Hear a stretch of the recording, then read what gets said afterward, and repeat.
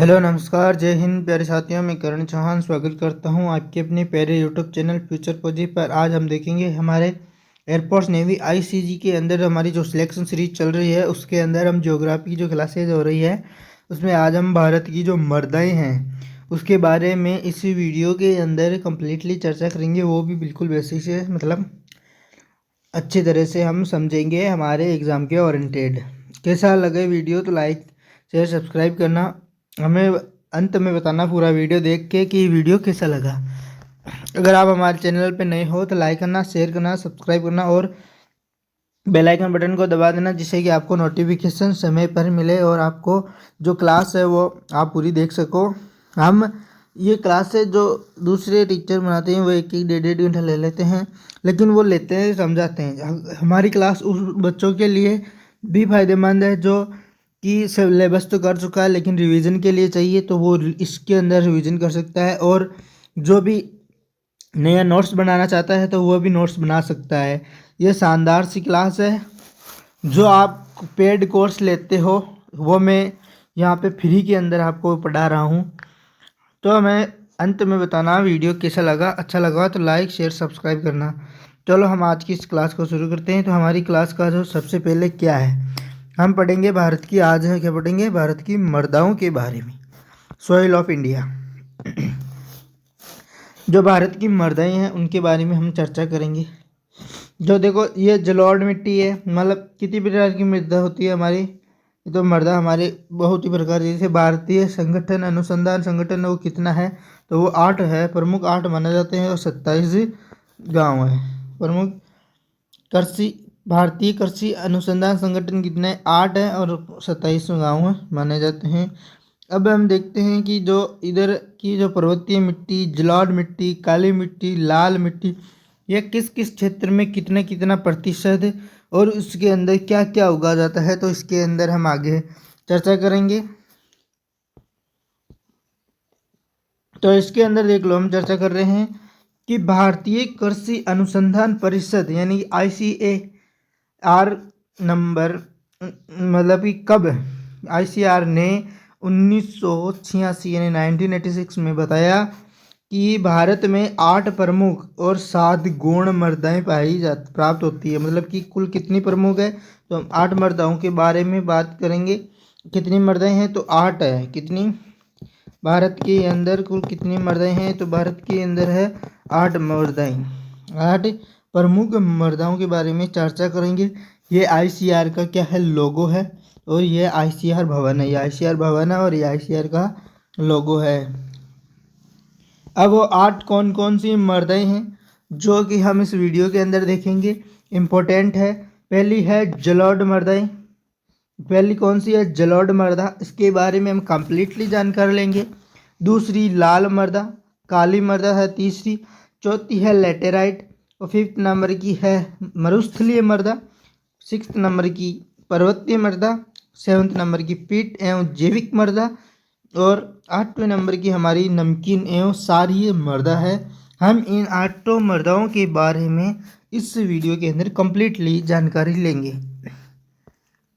तो देखते जाओ, पहले जलोढ़ मर्दा से शुरू करते हैं। तो जलोढ़ मर्दा क्या है या कौन सी जलोढ़ मर्दा है, तो इसके अंदर देख लो। पहले जलोढ़ मर्दा, जो इस प्रकार की जो मर्दा पाई जाती है, बालुई रेत या फिर पानी के अंदर जो रेत होती है, जो पानी के अंदर जो बालुई मिट्टी होती है उसे जलोढ़ मृदा, जो बालुई मिट्टी को ही क्या कहते हैं, जलोढ़ में एलुवियल शेल कहा जाता है। तो इसके बारे में हम इसके अंदर पढ़ेंगे कि जलोढ़ मिट्टियाँ विशाल मैदानों जैसे पंजाब से ओसाम तक, नर्मदा तापी नदी, गोदावरी,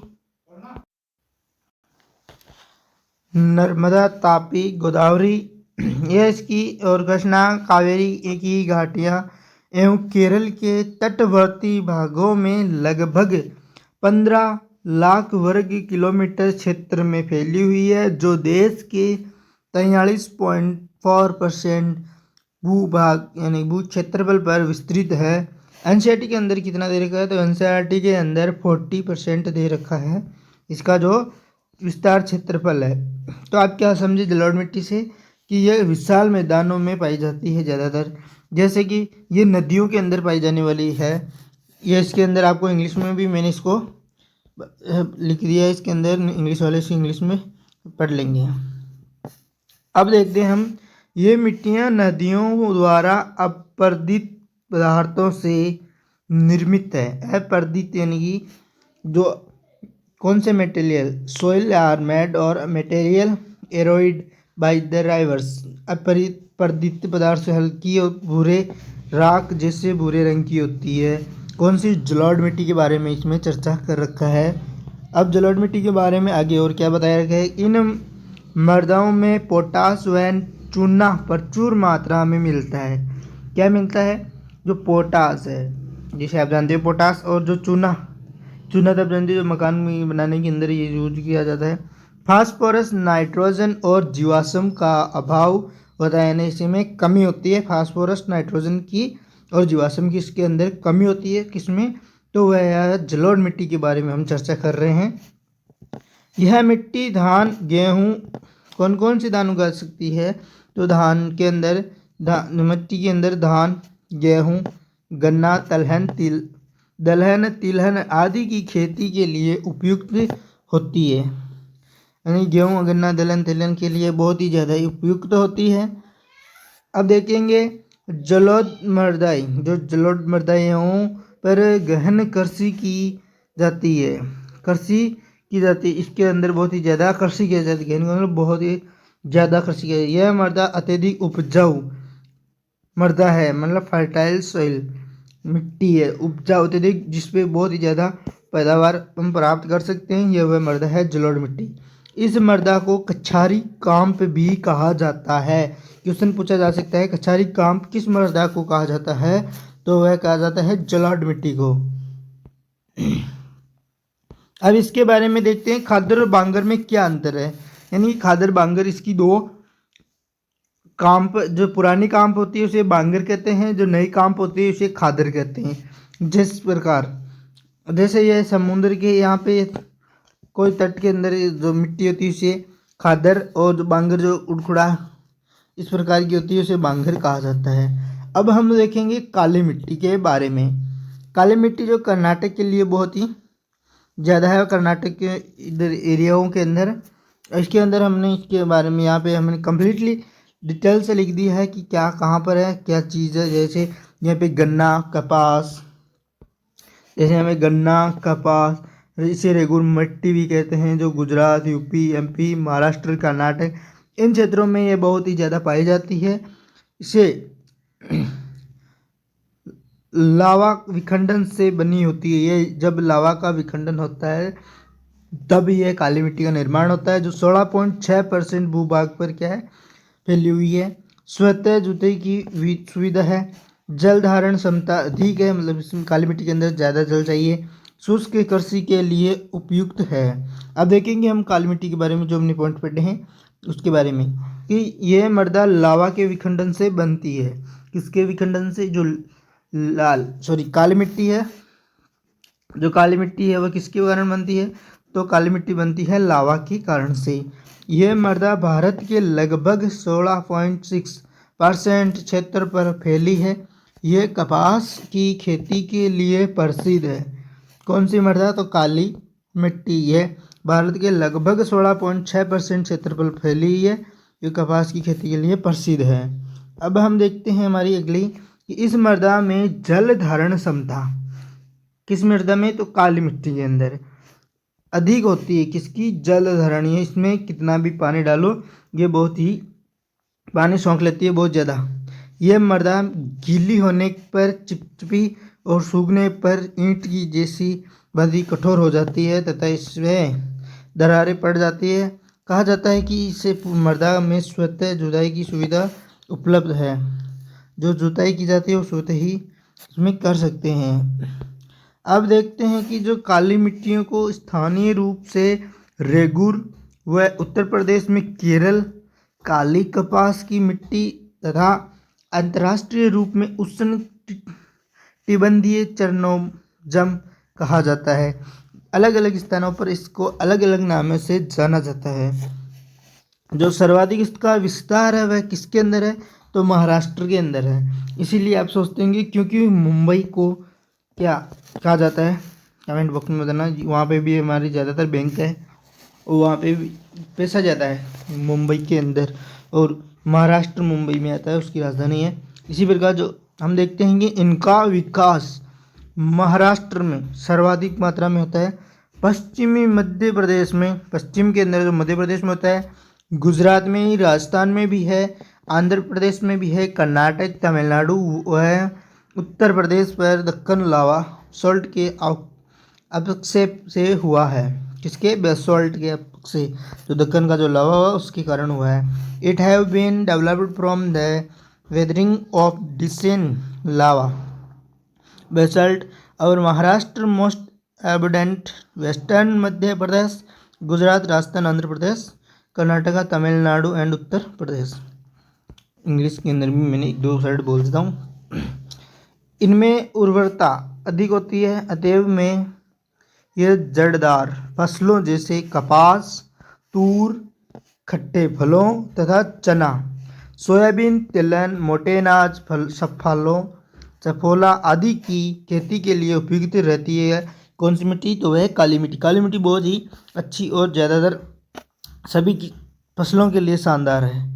हम कोई सी भी फसल उसके अंदर कर सकते हैं। अब हम देखते हैं रेड सॉइल यानी लाल मिट्टी। यह है लाल मिट्टी। कौन सी है, तो यह लाल मिट्टी है। अब हम देखेंगे लाल मिट्टी के बारे में कि इस मिट्टी का रंग किस, लाल मिट्टी नाम है तो लाल रंग होगा, जो लोहे की ऑक्साइड की प्रधानता के कारण है। किसके कारण, जो लोहे की, जो लोहा है उसके रंग के ऑक्साइड की प्रधानता के कारण यह मिट्टी कम उपजाऊ है। ये ज़्यादातर कहाँ, जहाँ पे भट्टे चलते हैं वहाँ पे ज़्यादा आई जाती है। ये मिट्टी मोटे अनाज जैसे बाजरा, तिलहन, दलहन के लिए उपयुक्त है। बाजरा के लिए किसी भी मिट्टी चल जाएगी, बाजरा कहीं भी उग सकता है। इनकी संरचना छिद्र में तथा भंगूर है। यह स्वभाव में अम्लीय प्रकृति की होती है। कौन सी, तो लाल मिट्टी स्वभाव में अम्लीय होती है। लाल मिट्टी का विस्तार देश में लगभग 6.1 लाख वर्ग किलोमीटर, देश के 18.6% भू क्षेत्र पर है। इस प्रकार यह मृदा देश का द्वितीय विशालतम वर्ग है। कौन सी मृदा, तो यह है लाल मिट्टी। अब हम देखते हैं हमारा कि यह तमिलनाडु यानी सर्वाधिक विस्तार कहाँ है इसका, तमिलनाडु के अंदर, कर्नाटक के अंदर, महाराष्ट्र, आंध्र प्रदेश, छत्तीसगढ़, उड़ीसा, झारखंड के व्यापक क्षेत्रों में तथा पश्चिमी बंगाल, दक्षिणी उत्तर प्रदेश तथा राजस्थान के कुछ क्षेत्रों में पाई जाती है। राजस्थान में जहाँ ज़्यादा क्षेत्रों में पाई जाती है वहाँ पर इसके भट्टे बना दिए, जहाँ ईंटें निकाली जाती है उसे भट्टा बोलते हैं। अब बढ़ते हैं हम लेटेराइट मृदा। लेटेराइट मृदा क्या होती है, जो किस जगह, इस जगह पाई जाती है।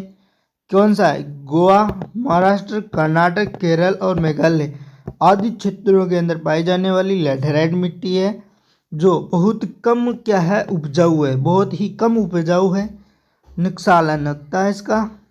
लाल मृदा ही का यह प्रकार है। कौन सी, लेटेराइट मृदा लाल ही मृदा का प्रकार है। इसके अंदर हम करते हैं नारियल, रबर और काजू, इनकी खेती की जाती है। 200 सेंटीमीटर या उससे अधिक वर्षा का वार्षिक वर्षा होना जरूरी है। यह होती है लेटेराइट, जो आपको देखने में सिर्फ लाल मिट्टी जैसी लगेगी।